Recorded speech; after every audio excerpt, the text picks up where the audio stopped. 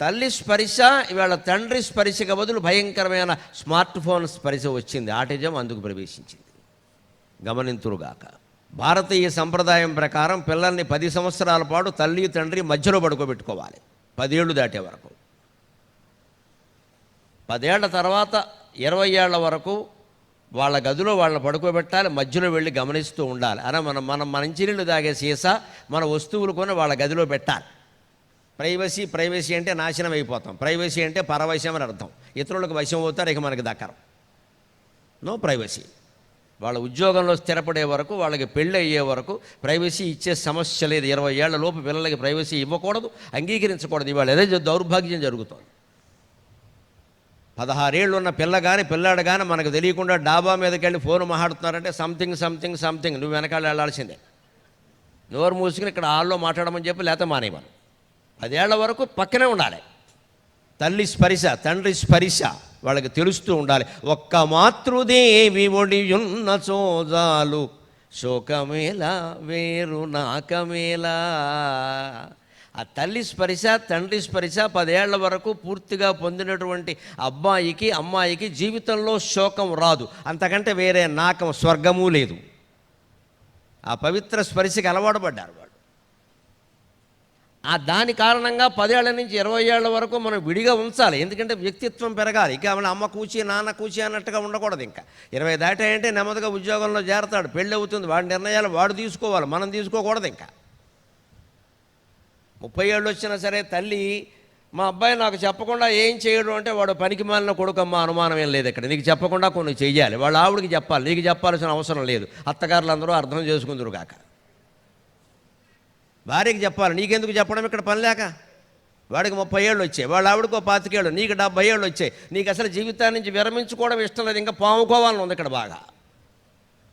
అది గొప్పగా చెబుతారు ఇక్కడ. మా అబ్బాయి నాకు ఫోన్ చేయకుండా ఏం చేయడు, ఆ విషయం కోడలకు తెలిస్తే ఒళ్ళు మడిపోతుంది ఇక్కడ. అదే అన్ని కోడలకి చెప్పి చేసాడు అనుకోండి, ఏమిటో అలా అయిపోయాడు మా అబ్బాయి, పెళ్లి కాకముందు బాగానే ఉండేవాడు. అది పెళ్ళి అనే పెద్ద మార్పు నువ్వు తెచ్చాక అలాగే ఉంటాడమ్మా, సిద్ధంగా ఉండాలి. పైగా అలా ఉండడం మంచిది. వాళ్ళ నిర్ణయానికి వాళ్ళు బాధ్యత వహిస్తారండి. మనం ఎందుకు యాతన పడాలి? మీరు తీసుకున్నారు కదా, మీరు నిర్ణయం మీరు పరిష్కరించుకోండి అని చెప్పచ్చు. తేలికవుతుంది జీవితం. మనకు 60 కాదు, 70 కాదు, 80 వచ్చినా జీవితాన్ని తేలిక చేసుకోవడం ఇష్టం లేదు. అందుకే మనకి మోక్షం రాదు. 100 సార్లు దుర్గగుడి చుట్టూ తిరిగినా, 100 సార్లు కృష్ణలో కాదు గంగలో మునిగినా మోక్షం రాదండి. మోక్షం నీ మనస్సులో ఉంది, ఒకడిచ్చేది కాదు. నీ మనస్సులో ఉంది, ఒకడిచ్చేది కాదు. అది ఊరికే కూర్చొని గొడ చుట్టూ తిరిగి పూజలు చేసి అభిషేకాలు చేస్తే మోక్షాలు రావండి. ఇంకాస్త పెరిగిపోతుంది ఈ బంక. ఎందుకంటే ఈ పూజలో ఏదో చిన్న దోషం జరుగుతుంది. ఎవరో వస్తారు, మన పూజ ఇంత వైభవంగా జరగడం ఇష్టం లేని వాళ్ళు ఎవరో వస్తారు. ఆడో మగో రెండూ కాని రకమో ఎవడో ఒకడు వస్తాడు ఇక్కడికి. వచ్చి అదిగో కొబ్బరికాయ 3 మొక్కలు అయింది, అయిపోయింది నీ జీవితం అంటాడు. అంతే లెక్క. ఇక్కడ ఇంత పొడుగు జీవితం, ఇన్ని చదువుకున్న జీవితం, ఇంత ఇంగ్లీష్ మీడియం తెలుగు మీడియం అన్నీ రుబ్బేసిన జీవితం కొబ్బరికాయ పగలడం మీద ఆధారపడి ఉందా? బుర్ర ఉందా అసలు నీకు? ఇంతకంటే ఏం లేదా జీవితంలో? ఇక్కడ కొబ్బరికాయ తేడా వస్తే జీవితం అంతా పాడైపోతుందా? ఇంకో కొబ్బరికాయ తెచ్చుకుంటే కొట్టుకుండా లేదా కొడ్డ మానేస్తాం. దేవుడికి నీ కొబ్బరికాయ కావాలా? ఈ సెంటిమెంట్లన్నీ అక్కడ బయలుదేరుతాయండి. మోక్షం అనేది, విడుదల అనేది మన మనస్సులో ఉంది, దేవుడి దగ్గర లేదు. దేవుడు ఇవ్వడం మోక్షం ఎక్కడ? జీవుడే తనకు తాను మోక్షం ఇచ్చుకోవాలి. ఆ ఇచ్చుకునే అవస్థనే దైవత్వం అంటారు. జీవుడు దేవుడు అయిపోయాడు, ఇంకెవడు లేడు ఇక్కడ. ప్రతి జీవుడు మొదటి నుంచి దేవుడే. దేవుడు కాని జీవుడు లేడు. అసలు ఉన్నదే దేవుడు. జీవుడు ఆభాస. శాస్త్రం ప్రకారం జీవుడు ఆభాస. మనందరం ఒట్టి మాయ, ఒట్టి మిథ్య. ఉన్నది ఎవరంటే కనకదుర్గాదేవి ఒక్కతే. ఈ సమస్తం ఆవిడే, ఈ మొత్తం ఆవిడే.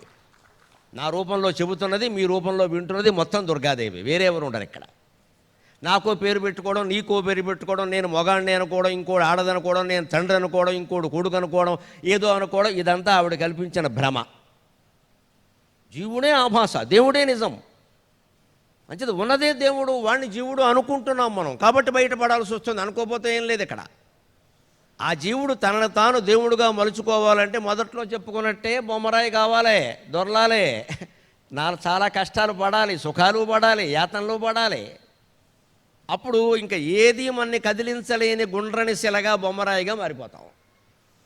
అప్పుడు శుభవార్త అశుభవార్త రెండూ ఒక్కలేగా ఉంటాయి. టేక్ ఇట్ ఈజీ, తేలిగ్గా తీసుకో. అది మాతృస్పర్శతో మొదలవుతుంది.